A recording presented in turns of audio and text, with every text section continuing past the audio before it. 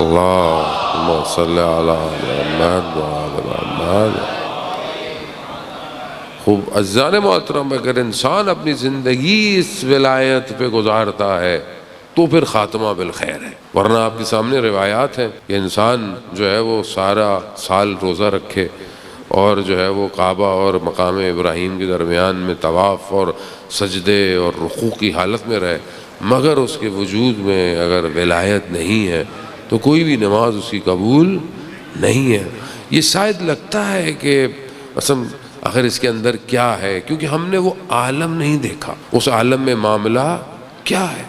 ایک خاتون جن کو موت کے مرنے کے بعد کا تجربہ ہوا، بہت سے لوگ ہیں دنیا میں ایکسیڈنٹ ہو جاتا ہے، کوما میں چلے جاتے ہیں، حادثہ ہوتا ہے، لیکن بہرحال واپس آ جاتے ہیں، کچھ کو تجربہ ہوتا ہے کہ وہ اپنے عالم برزخ کو دیکھ لیتے ہیں۔ وہ خاتون کہتی ہیں کہ میں نے اپنے آپ کو عالم برزخ میں دیکھا، میرے پیچھے بھیڑیے بھاگ رہے تھے اور کوئی فرار نہیں تھا، لیکن سامنے دیوار تھی۔ جب میں دیوار تک پہنچ گئی تو فرار نہیں تھی، کوئی جگہ نہیں تھی، لیکن میرے وجود سے ایک نام نکلا، وہ نام جو میری زندگی میں میرے وجود سے نکلتا تھا وہ کیا تھا؟ یا حسین۔ کہ جیسے ہی میں نے یا حسین کہا تو اس دیوار سے ایک ہاتھ آیا اور اس نے مجھے نکال دیا۔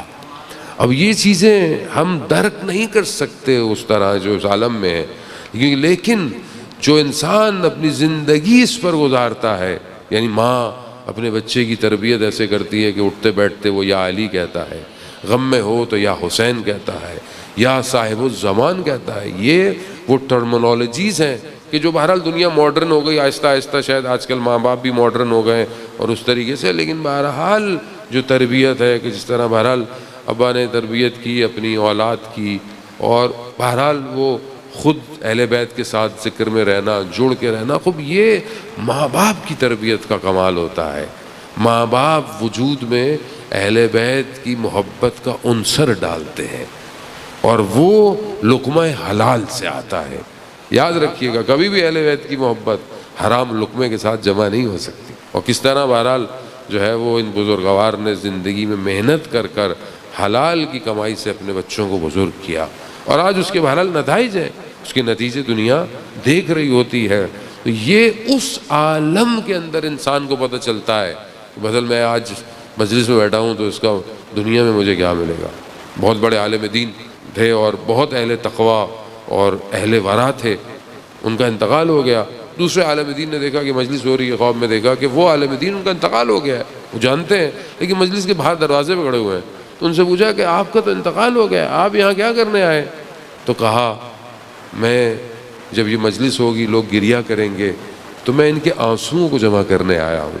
کہا کیوں؟ کہا اس عالم میں آنسو نہیں ہے۔ کیوں؟ کیونکہ اس عالم میں آنسو کا نتیجہ ہے، آنسو نہیں ہے۔ جو آنسو ہے وہ اسی عالم کے اندر ہے، یعنی جو آپ رو رہے ہیں یہ اسی عالم میں، نتیجہ وہاں آپ کو ملے گا۔ جو سجدہ اس عالم میں ہے اس عالم میں سجدہ نہیں ہے، اس عالم میں تو ریوارڈ ہے۔ اب آپ اپنی زندگی کیسے گزارتے ہیں؟ بعض اوقات انسان تھوڑی سی دیر کے لیے انسان اپنی آخرت کا سودا کر بیٹھتا ہے، ذرا سی گناہ کی لذت کے لیے انسان اپنی قبر کا عذاب جو ہے وہ خرید لیتا ہے۔ آپ کے سامنے قبر میں عذاب ہوتا نہیں ہے، قبر میں عذاب ہم خود لے کے جاتے ہیں، قبر میں تاریکی ہم خود لے کے جاتے ہیں۔ قبر ہماری اپنی ہے، قبر وہی ہے۔ مثال کے طور پر آپ نے کسی سوسائٹی میں پلاٹ خریدا اور اس کے بعد آپ نے اس کی کنسٹرکشن شروع کر دی۔ اب آپ 2 سال بعد وہاں گئے تو آپ نے کیا دیکھا؟ بھئی یہاں تو صرف در و دیوار کھڑے ہوئے ہیں، یہاں تو پینٹ ہی نہیں ہے، یہاں تو الیکٹریسٹی نہیں ہے۔ تو آپ بولیں گے اس سے ٹھیکیدار سے کہ بھائی یہ کیا بنایا تم نے؟ تو کہا بھئی جو آپ نے مجھے پیسے دیے تھے میں نے جتنا بنا سکتا تھا، آپ نے 2 سال میں جو مجھے دیا میں نے وہی بنایا۔ عزیزان محترم، جب ہم مریں گے یا جب ہم قبر میں جائیں گے پہلی رات تو جو بھی بہرحال ہمارے ساتھ ہونا ہے، تو اب انسان بولے کہ بھائی یہ کیا ہے؟ عزیزان محترم، جو بھیج رہے ہیں وہی ہے، اور کسی کو یہ نہیں پتا کہ ہم نے کب قبر میں جانا ہے۔ کیا ہمیں یقین ہے کہ ہم یہاں سے مسجد سے باہر یا امام بارگاہ سے باہر نکل کر زندہ رہیں گے؟ نہیں، لیکن اس کے باوجود ہم زندہ ایسے ہیں جیسے ہم نے مرنا ہی کبھی نہیں ہے۔ مولا متقیان ارشاد فرماتے ہیں کہ تعجب ہوتا ہے مجھے شخص پر کہ زندہ ایسے ہے جیسے کبھی مرنا ہی نہیں ہے، اور جب مرتا ہے تو ایسے جیسے کبھی زندہ تھا ہی نہیں۔ ہمارا مسئلہ یہی ہے کہ ہم جب یہاں سے اٹھیں تو انسان کو پتا ہو کہ میری مثلا کسی کو یہ پتہ چل جائے کہ یہ رات اس کی آخری رات ہے تو وہ کیسی عبادت کرے گا؟ وہ سر سجدے سے نہیں اٹھائے گا۔ آیت اللہ شیرازی جو بہت بڑے نجف کے عالم دین تھے، ان سے کسی نے بولا کہ اگر آپ کو پتہ چل جائے کہ ایک ہفتے بعد آپ کا انتقال ہو جائے گا آپ کیسی زندگی گزاریں گے؟ کہا کیسے نہیں، جیسے ہے ویسے ہی۔ کہا کیوں؟ کہا میں روز زندگی ایسے گزارتا ہوں کہ مجھے روز مرنا ہے۔ جان محترم، تو یہاں بہرحال کلام جو ہے وہ اہل بیت سے جو ہے وہ مجلس کو منور کریں۔ امام جعفر صادق علیہ السلام ارشاد فرماتے ہیں اللہ بہرحال حدیث تو لانی ہے کچھ حصہ آپ کی خدمت میں کہ امام سے کسی نے پوچھا کہ مولا آپ اپنی صبح کیسے کرتے ہیں، یعنی آپ اپنا دن کیسے گزارتے ہیں؟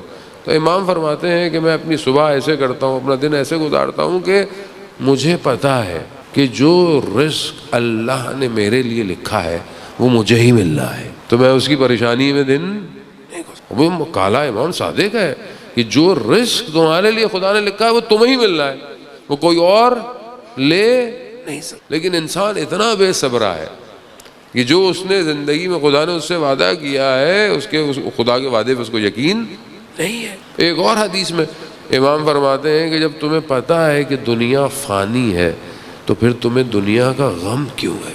آج ہمیں غم کس چیز کا ہے؟ دنیا کا ہے، رشتوں کا، چیزوں کے کھو جانے کا، زندگی کے کم ہو جانے کا۔ ذرا محترم، اگر کوئی سرمایہ ہے تو وہ صرف اور صرف سہل عمل ہے اور وہ ممکن نہیں ہے۔ صاحب کوئی کہے کہ بھائی میں محبت اہل بیت سے کرتا ہوں، نماز نہیں پڑھتا رہو، اس کا مطلب وہ محبت صحیح نہیں کرتا۔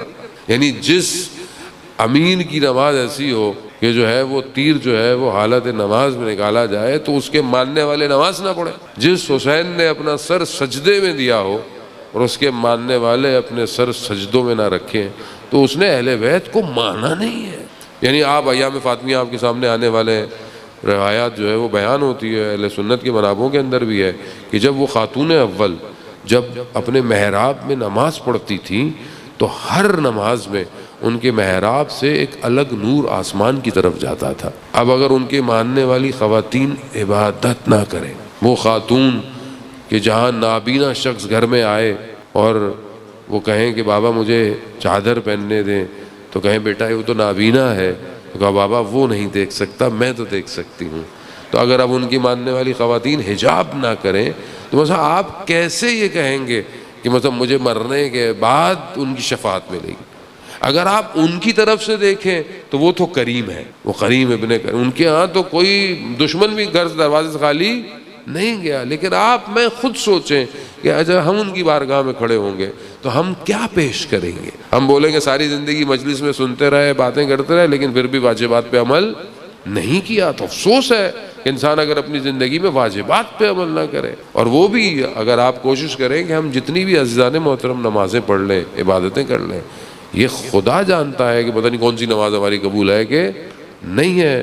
امام سجاد علیہ السلام درود بھیج دے محمد علیہ وسلم۔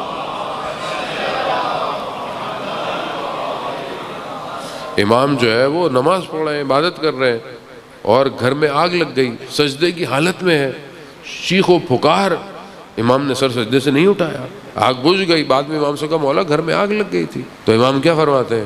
مگر جو قیامت کی آگ ہے وہ اس دنیا کی آگ سے کہیں زیادہ خطرناک ہے۔ لیکن اگر انسان اپنی زندگی میں اس لذت عبادت کو نہ چکھے، عزیزان محترم، افسوس رہ جائے گا۔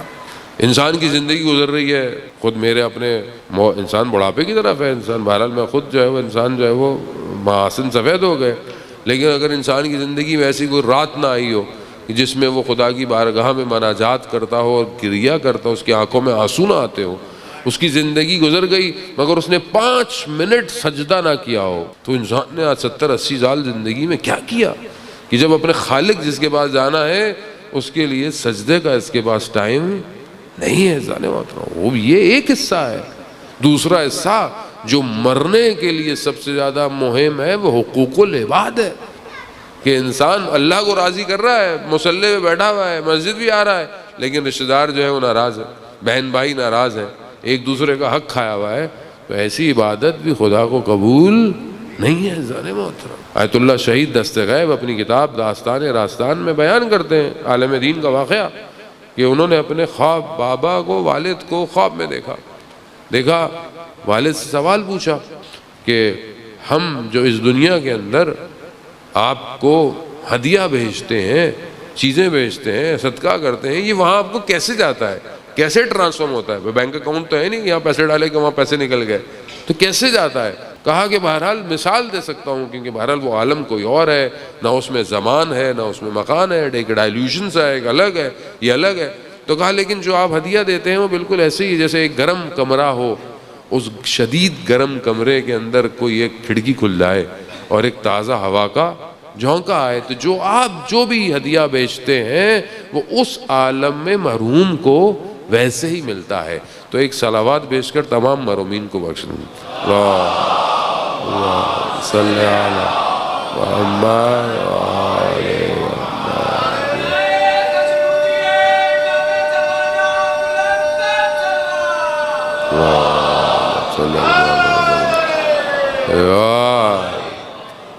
بہرحال انہوں نے اپنے بابا سے پوچھا کہ اس عالم میں عذاب کیسے ہے۔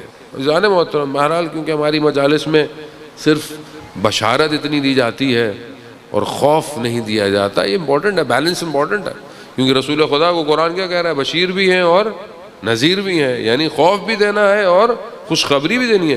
صرف یہ بھی نہیں کہ انسان مجلس میں ڈراتا ہی رہے کہ مولانا صاحب آپ تو ڈراتے ہی رہتے ہیں، پتہ نہیں کیا ہوگا، نہیں، بشارت بھی ہے، آپ کو خوشخبری بھی ہے، لیکن بہرحال خوف بھی ضروری ہے، کیونکہ انسان کے اندر سے خوف نکل جائے نا، انسان تو آپ کے سامنے ہے۔ آج انسانیت میں خوف ختم ہو گیا ہے۔ اسرائیل کس طرح بچوں کو 5000 سے زیادہ بچے 40 دنوں کے اندر انہوں نے مار دیے ہیں، اور آپ دیکھیں کئی حکمرانوں کے اندر ان کو خوف ہی نہیں ہے کہ مرنا بھی ہے کہ نہیں ہے۔ لیکن اگر انسان کو خوف ہوتا ہے تو انسان سب سے پہلے جو ہے وہ اپنی زندگی کے اٹھنے والے قدموں کو صحیح کر دے۔ تو ان سے پوچھا کہ اس عالم میں عذاب کیسا ہے، تو ان کہا کہ بہرحال میں مثال دے سکتا ہوں کیونکہ اس عالم الگ ہے۔ کہا جیسے چاروں طرف پہاڑ ہوں اور تمہارے پیچھے بھیڑیے بھاگنا شروع ہو جائے، بھیڑیے بھی خطرناک والے، تو تم کہاں بھاگ سکتے ہو؟ کہا نہیں۔ کہا عذاب ویسا ہے۔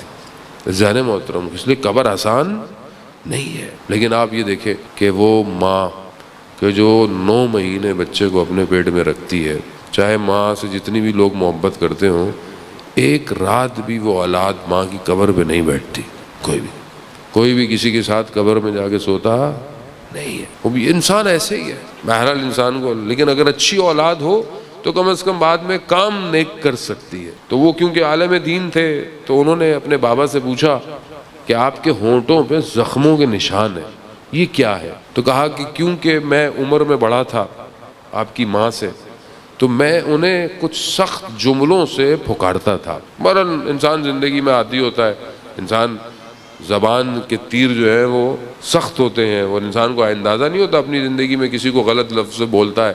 تو کہا ان کا دل دکھتا تھا، لیکن کیونکہ میں عمر میں بڑا تھا تو وہ کچھ کہتی نہیں تھی۔ تو کہا یہ وہ لفظ ہے جو اس عالم میں میرے ہونٹوں پہ زخموں کی طرح ہے، اور قیامت تک جو ہے وہ یہ زخم رہیں گے۔ تو ہاں میں کچھ کر سکتا ہوں؟ کہا ہاں، اپنی والدہ سے کہیں کہ وہ مجھے معاف کر دے، حلال کر دے۔ ذہن محترم، بہرحال انسان زندگی میں یہی مشکلات ہیں۔ بعض اوقات انسان اپنی زندگی ایسے گزارتا ہے جیسے کہ مسئلہ یہی زندگی ہے، رشتہ داروں کے ساتھ، بہن بھائیوں کے ساتھ اختلاف، ایک دوسرے کو جملے کہہ دینا، ذرا سی بات پہ آپ دیکھیں ناراضگی ہو جاتی ہے فیملی کے اندر، اس نے یہ کہہ دیا، اس نے وہ کہہ دیا۔ یہ ساری چیزیں بہت چھوٹی ہیں، جب انسان کو پتا ہو کہ اس نے قبر میں جانا ہے وہ ان چھوٹی چیزوں پہ دھیان نہیں دیتا، وہ بڑی نگاہ رکھتا ہے۔ لیکن افسوس کیونکہ ہم بہرحال انسان ہیں، مادے سے ہمارا رشتہ اتنا اٹیچ ہوا ہے کہ ہم چھوٹی باتوں میں، کبھی زمین کے ٹکڑوں پہ، کبھی تھوڑے سے پیسوں پر، کبھی کسی بات پر اتنے ناراض ہو جاتے ہیں کہ ہم اپنی قبر کو خراب کر دیتے ہیں، اور یہی وہ قبر ہے کہ جو بعد میں انسان کی زندگی کے لیے مشکلات کا سامنا کر دیتی ہے۔ جانے محترم، یہاں آپ بیمار ہو جائیں، مریض ہو جائیں، ہاسپٹل چلے جائیں، انجیکشن لگوا لیں، بدن کا اعضاء خراب ہو جائے آپ کٹوا لیں، اس عالم میں کوئی آپریشن نہیں ہے، اس عالم میں کوئی ٹریٹمنٹ نہیں ہے، سوائے اس کے کہ اگر آپ نے کوئی باقت و صالحات کام کیا، یا اچھی اولاد کی تربیت کی، یا کوئی ایسا خیر کا کام کر کے چلے گئے۔ مشہور واقعہ آپ نے میسیجز میں دیکھا ہوگا، ایک شخص اپنے کارخانے جا رہا ہوتا ہے تو رستے میں اسے انگور ملتے ہیں، اچھے لگتے ہیں، اس کو پسند ہے، اس نے وہ انگور لیے، ڈرائیور کہہ کے گھر بھیج دیتا ہے کہ میں دوپہر کو کھانے پہ آؤں گا تو کھا لوں گا۔ دوپہر کو وہ اپنے گھر کھانے پہ جاتا ہے، دسترخوان پہ سب کچھ ہوتا ہے سوائے انگوروں کے، تو پوچھتا ہے کہ بھئی انگور کہاں گئے؟ تو زوجہ کہتی ہیں کہ بھئی آئے تھے، اچھے تھے، بچے کھا گئے، اور جو بچا تھا وہ میں کھا گیا۔ اسی حالت میں دسترخوان سے بغیر کھانا کھائے اٹھتا ہے، اپنا سامان اٹھاتا ہے، اپنی فائل، اپنی بینک اسٹیٹمنٹ، سب کچھ، چیک بک اٹھاتا ہے، کہتے کہاں؟ خاموش چلا جاتا ہے، رات کو دیر سے واپس آتا ہے۔ کہا کہاں چلے گئے تھے؟ کہا میں نے یہ سوچا کہ جو گھر والے میرے لیے 4 انگور کے دانے نہیں رکھ سکتے، وہ مرنے کے بعد میرے لیے کیا کریں گے؟ تو کہا میں نے جاتے ہی اپنے وکیل کو بلایا، میں نے ایک زمین خریدی اور جو ہے وہ کنسٹرکٹر کو بلایا اور اپنے سامنے نقشہ اور بنیاد کھدوا کر کے میں ایک مسجد بنا جاؤں کہ تاکہ میرے مرنے کے بعد کم از کم میرے لیے یہ ساما میری قبر میں جاتا رہے۔ تو عزیزان محترم، اپنے لیے کچھ نہ کچھ کریں۔ دنیا کے لیے انسان کتنا بھاگتا ہے، پلاٹ لے لوں، یہاں لے لوں، وہاں لے لوں، قسطیں دے دوں، دیتا ہی رہتا ہے۔ بعض اوقات انسان ساری زندگی قسطیں ہی بھرتا رہتا ہے اور اس کو موقع نہیں ملتا۔ لیکن آخرت کے لیے کتنی قسطیں بھیج رہے ہیں ہم؟ کیا ڈیلی کوئی ایسا کام ہے جو صرف میری قبر کے لیے؟ کوئی ایسا کام ہے جو میرے اس عالم میں، میری قبر میں؟ آپ جائیں قبرستان، ماشاءاللہ وادی حسین، آپ نے وہ سولر سسٹم لگایا ہوا ہے، اوپر سے قبر روشن ہے، اندر سے قبر میں نے خود روشن کرنی ہے۔ کوئی سولر سسٹم جو ہے وہ اندر سے قبر کو روشن نہیں کرے گا۔ اس کے لیے ضروری ہے کہ یا حضرت عیسیٰ علیہ السلام گزر رہے تھے قبرستان سے، کیا دیکھا؟ قبر میں عذاب ہے۔ کچھ عرصے کے بعد دوبارہ گزرے، دیکھا قبر میں عذاب نہیں ہے۔ کہا پروردگار کیا ماجرا ہے؟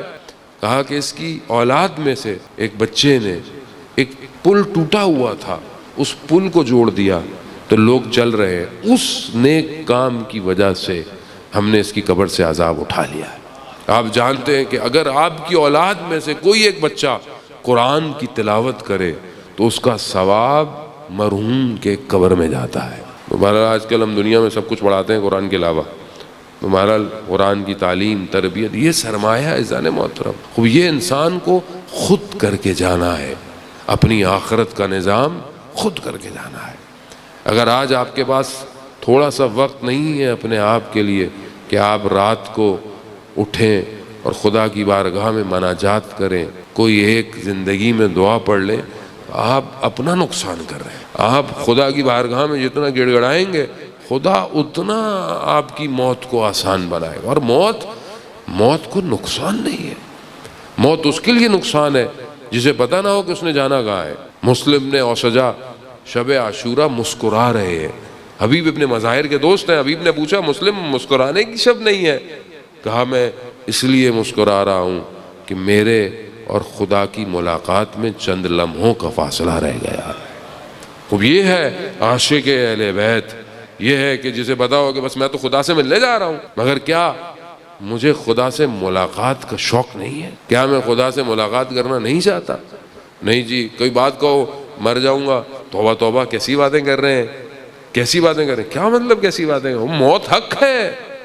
مومن کے لیے روایت ہے 7ویں امام سے کہ مومن 25 دفعہ دن میں اپنی موت کو یاد کرے، موت کو یاد کرے، موت کے لیے آمادہ رہے، موت کے لیے تیار رہے۔ اور یہی موت کی آمادگی انسان کو دنیا سے اکھاڑ دیتی ہے۔ اگر آپ موت کے لیے آمادہ ہیں تو آپ کسی کا حق نہیں کھائیں گے، کسی پر ظلم نہیں کریں گے، اسراف نہیں کریں گے، حرام نہیں کمائیں گے، اپنی نگاہوں کی حفاظت کریں گے، اپنی زبان کی حفاظت کریں گے۔ شہید دست غیب گناہ کبیرہ کی جو کتاب ہے، ان کی جوانوں کو پڑھنی چاہیے وہ کتاب، اس میں زبان کے جو گناہ ہے وہ سب سے زیادہ ہے، اور جو زبان کے گناہوں کا عذاب ہے وہ سب سے زیادہ قبر کے اندر ہے۔ جو انسان کسی پر تہمت لگاتا ہے، کسی کے اوپر نقطہ چینی کرتا ہے، کسی کو غلط جملوں سے ٹیز کرتا ہے، سب سے زیادہ اس کا عذاب انسان کی قبر کے اندر ہے۔ قبر کے اندر انسان خود اپنے ساتھ لے کے جا رہا ہے جانے محترم، ایک گوشت کا حصہ ہے، لیکن چاہے تو یہی زبان آپ کو کمال پہ لے کے جا سکتی ہے۔ آپ اہل بیت کی تربیت یافتہ مکتب کو دیکھیں، ملک اشتر کہ کتنا بڑی شخصیت ہے، بازار سے گزر رہے شخص نے اہانت کر دی، لاب دہن ان کے اوپر، وہ چلے گئے، کسی نے بولا تمہیں پتہ نہیں تھا یہ کون ہے؟ کہا ملک اشتر ہے۔ وہ کانپنے لگا، ڈھونڈنے لگا ملک اشتر کہاں ہے، جب جا کر ڈھونڈا تو کیا دیکھا؟ دیکھا مسجد میں ملک اشتر کو پایا. کہا میں بہت معذرت چاہتا ہوں، مجھے پتہ نہیں تھا کہ آپ. کہا میں مسجد آیا اس لیے ہوں کہ تمہارے حق میں خدا کی بارگاہ میں مغفرت کی دعا کروں. یہ ہے مکتب اہل بیت میں پرورش ہوئی ہستیاں. ہم کیسے؟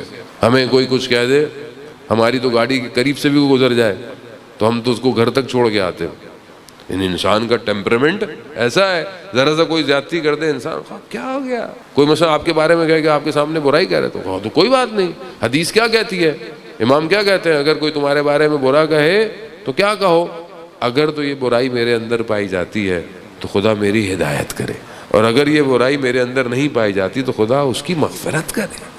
اب یہ تربیت اہل بیت. ذرا محترم، انسان اگر چاہتا ہے تو اپنی شخصیت کے اندر وہ نکھار پیدا کرے کہ جو خود اہل بیت کہے. شخص چھٹے امام کی خدمت میں آتا ہے، اللہ صلی علی،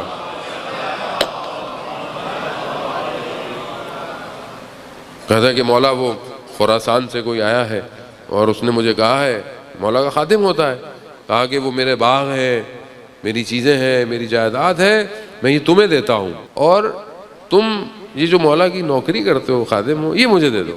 تو مولا، میں نے سوچا کہ نقصان نہیں ہے، تو امام نے کہا ہاں تمہاری مرضی ہے، کر لو جو کرنا. جب جانے لگا تو امام نے کہا مگر ایک بات یاد رکھو، جو اس دنیا میں جتنا ہمارے قریب ہے وہ آخرت میں بھی ہمارے اتنا ہی قریب رہے گا. تو ہم اس دنیا میں اپنے امام کے کتنے قریب ہیں. آپ خود اپنے آپ کو دیکھیں کہ کیا میں امام زمانہ کو یاد کرتا ہوں کہ نہیں کرتا، کتنا میں اپنی زندگی کے وقت کو اپنے امام کے لیے گزارتا ہوں. جانے موت.